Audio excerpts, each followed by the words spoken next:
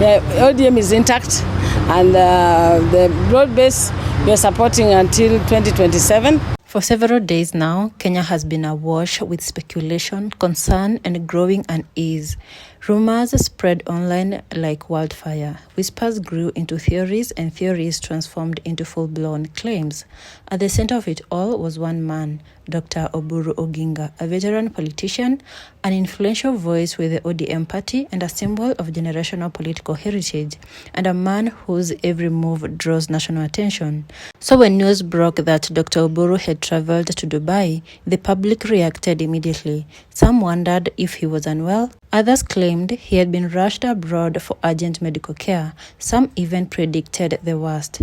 But today, facts have been separated from fiction.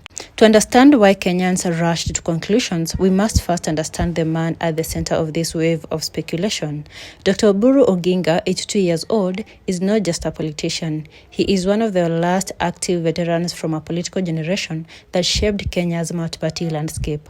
As the elder brother to Raila Odinga, he is part of one of the most influential political families in the nation. For decades, Oburu has been a key strategist, advisor, and mobilizer. He has served in parliament, the East African Legislative Assembly, and currently as the Senator of Siaya County. His opinions carry weight. His presence energizes supporters, and his absence raises questions. So when he quietly left the country, Kenyans noticed. Earlier this week, Dr. Oburu left Kenya for Dubai. He did not hold a press conference, he did not announce the journey, he did not provide details before boarding the flight. In the world of Kenyan politics, such silence is unusual. Silence breeds suspicion, suspicion creates stories, and stories travel faster than truth. Within hours, social media was buzzing. Oburu has been hospitalized. Oburu is critically ill. Oburu has been rushed to Dubai for emergency treatment. Screenshots spread, voice notes circulated, anonymous sources claimed to know more. But behind the noise, the reality was completely different. Amid the speculation, Dr. Oburu's family decided it was time to speak. His son, Elijah Oburu, stepped forward and addressed the rumors directly. It is true he traveled, Elijah said, but he is not unwell. I will never mislead you. He simply took time off after weeks of demanding activities. With that single statement, the cloud of uncertainty began to clear. Elijah went further, describing the trip as a brief sabbatical, a chance to rest, a pause after a long, exhausting political season. He assured supporters that the senator was in stable health condition, in high spirits, and simply taking a moment to recharge. The message was clear. There was no emergency, no crisis, no secret illness, just rest. As the speculation continued to simmer, Dr. Oburu himself decided to calm the waters. On Friday, he released a message on social media page, simple, direct, and reassuring, feeling grateful for good health and high spirits, taking a short sabbatical to recollect, recharge, and reset. And attached was a photo from Dubai, peaceful, calm, confident, not the picture of a man in distress, not the picture of someone in a hospital bed, not the picture of a man fighting for his life, but rather a man taking time for himself after months of intense engagements. The message landed, it cut through the noise, it reassured millions, and it allowed the truth to finally rise above the rumors. For months, Oburu had been traveling the country, attending rallies, leading meetings, consulting with leaders, and engaging supporters. Then came one of the biggest events in ODM's recent history, the ODM at 20th anniversary celebrations in Mombasa.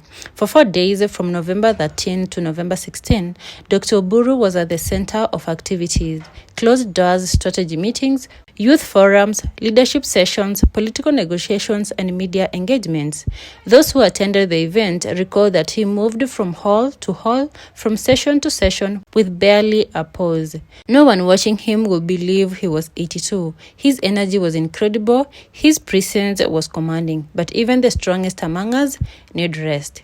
Barely 3 days after the Mombasa celebrations on November 19, Dr. Oburu was back on the road, this time in Kasipul.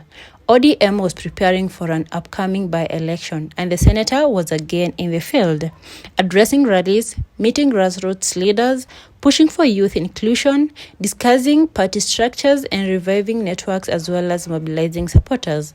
To those around him, it was clear. He had not rested since the anniversary celebrations. He had not taken a moment to breathe.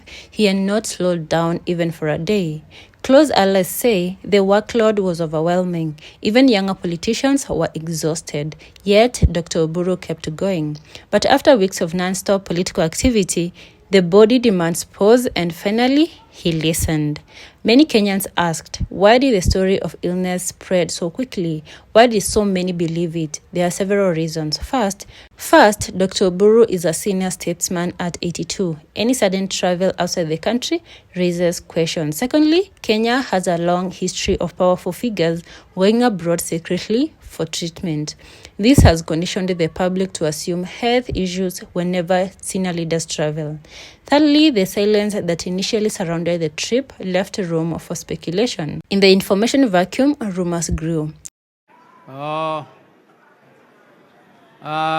want to say very few words.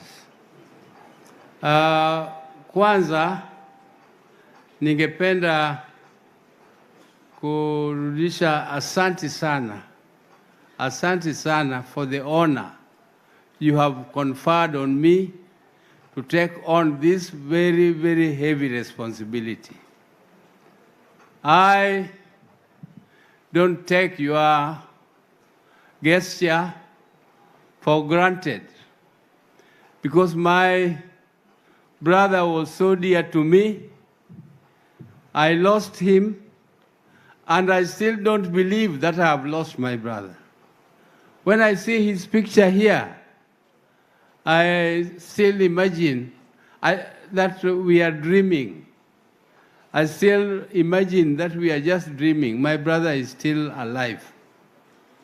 But be that as it may, it is God's plan, and we cannot keep on crying forever. We must be strong, and we must resolve to celebrate his achievement. We must resolve to celebrate his ideas. We must resolve to strengthen the only vehicle he left for us to move ahead, which is our party, ODM. Because if we leave ODM to sink, there will be nothing for us to move ahead. The death of Raila has made us to be more than ever resolved to be a party not only of this size, but to resolve to be a party much bigger and bigger and bigger. And we